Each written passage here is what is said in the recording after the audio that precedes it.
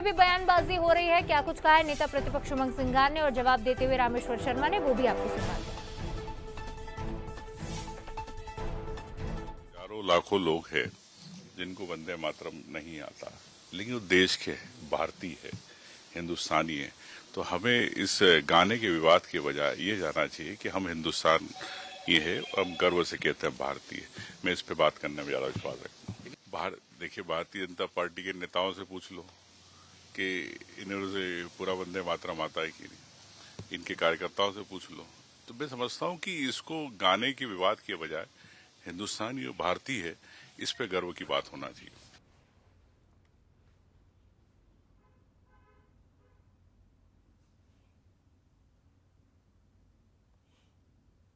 मातरम गाते समय लोग राष्ट्र की, अपनी देश की सांस्कृतिक विरासत और धरती के स्वरूप के दर्शन करते हैं और माता के वैभव के स्वरूप के दर्शन करते हैं और माता को वैभव संपन्न बनाने के लिए अपने मन से, तन से, धन से और शक्ति के साथ आराधना करते हैं। तो कांग्रेसियों को ये आराधना शायद पच नहीं रही। मैं समझता हूं कि कांग्रेसी मुसलमानों की आवाज ना बने।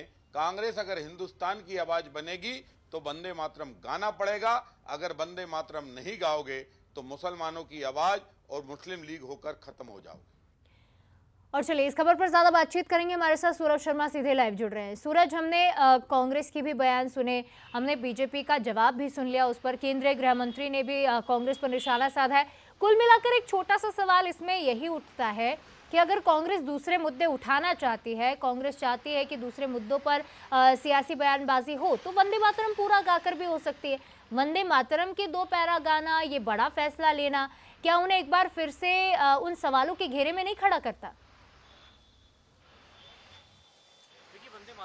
जी, अभी भारतीय जनता पार्टी और कांग्रेस आमने सामने, इसके पीछे सबसे बड़ी वजह यह है कि सीडब्ल्यूसी की बैठक यानी कांग्रेस वर्किंग कमेटी की जो सबसे बड़ी बैठक होती है, उसमें यह फैसला लिया गया कि 1937 में जो कांग्रेस का प्रस्ताव था जिसमें 2 पैरा गाने को लेकर प्रस्ताव पारित हुआ था, वही आज भी लागू होगा। और शायद यही कारण है इस तरीके से 2 से 4 पैरा जो शामिल किए गए, इसमें खासतौर पर देवी देवताओं के नाम आते हैं, देवी दुर्गा का नाम आता है, वो कहीं ना कहीं देश के स्वतंत्र नागरिकों को यदि नहीं गाना है तो नहीं गाएंगे। शायद यही कारण है कि कांग्रेस ने उसी 2 पैरे को गाते हुए प्रस्ताव पारित किया। इसको लेकर अब विवाद लगातार बढ़ता जा रहा है। भारतीय जनता पार्टी स्पष्ट तौर पर कह रही है कि आज भी जो 1950 में मुस्लिम लीग ने कहा था कि वंदे मातरम पूरा नहीं गाएंगे, आज भी कांग्रेस उसी प्रस्ताव को लेकर आगे बढ़ रही है। इसका मतलब साफ है कांग्रेस मुस्लिम लीग के आगे कमजोर है। ठीक है सूरज, आपकी आवाज हम तक साफ तौर पर पहुंच नहीं पा रही। हम आपसे जुड़ेंगे थोड़ी देर में, लेकिन फिलहाल तमाम अपडेट्स के लिए और जानकारी साझा करने के लिए आपका शुक्रिया। तो कांग्रेस में सीडब्ल्यूसी की बैठक में ये फैसला तो ले लिया गया कि वंदे मातरम के 2 ही पैरा गाए जाएंगे, लेकिन अब इस पर सियासी घमासान छिड़ चुका है। पूरा वंदे मातरम कांग्रेस नहीं गाएगी, ये बात कांग्रेस की ओर से कही गई है।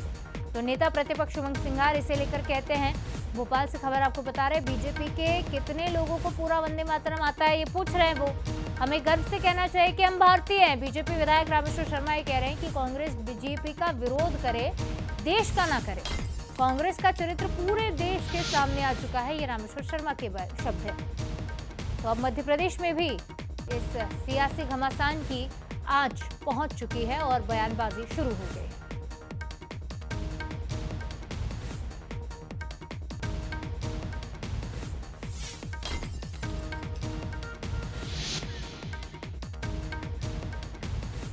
और चलिए केंद्रीय गृह मंत्री अमित शाह वंदे मातरम को लेकर क्या कुछ कह रहे हैं, जो सियासी बयानबाजी हो रही है उसे लेकर सुनते हैं।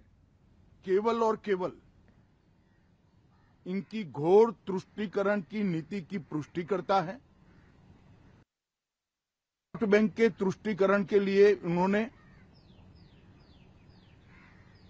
स्वर्गीय बंकिम बाबू के इस अमर कृति का न केवल अपमान किया है, वो लाखों शहीदों का भी अपमान किया है, जो वंदे मातरम का नारा लगाते लगाते देश की आजादी के लिए फांसी पर चढ़ गए, जिन्होंने कई साल जेल में काटे।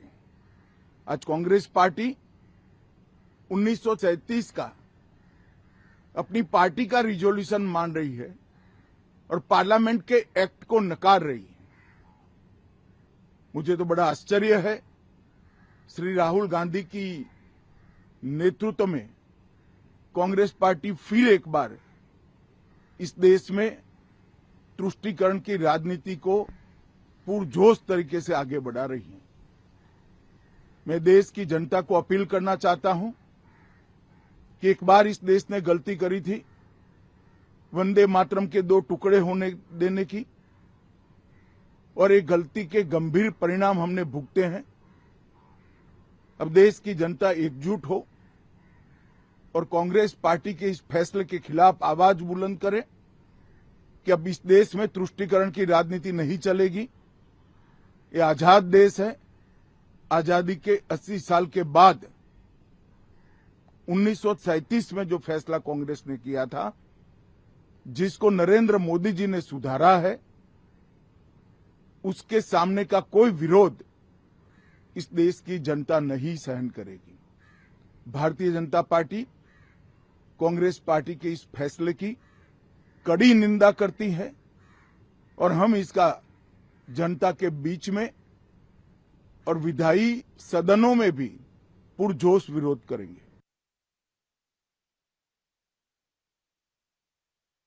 गृह मंत्री ने साफ तौर पर कांग्रेस पर निशाना तो साधा ही है, लेकिन वो ये कह रहे हैं कि अब तुष्टीकरण की राजनीति नहीं चलेगी। 1937 का जो फैसला था उसे प्रधानमंत्री नरेंद्र मोदी ने सुधारा है। कांग्रेस ने शहीदों का अपमान किया है। बंकिम चंद्र चटर्जी का उल्लेख करते हुए वो ये कहते हैं कि देश के लिए मर मिटने वालों के लिए ये गीत लिखा गया, लेकिन उसका अपमान अब कांग्रेस कर रही है। तो कुल मिलाकर अब वंदे मातरम पर एक बार फिर से सियासी संग्राम छिड़ गया है। मध्य प्रदेश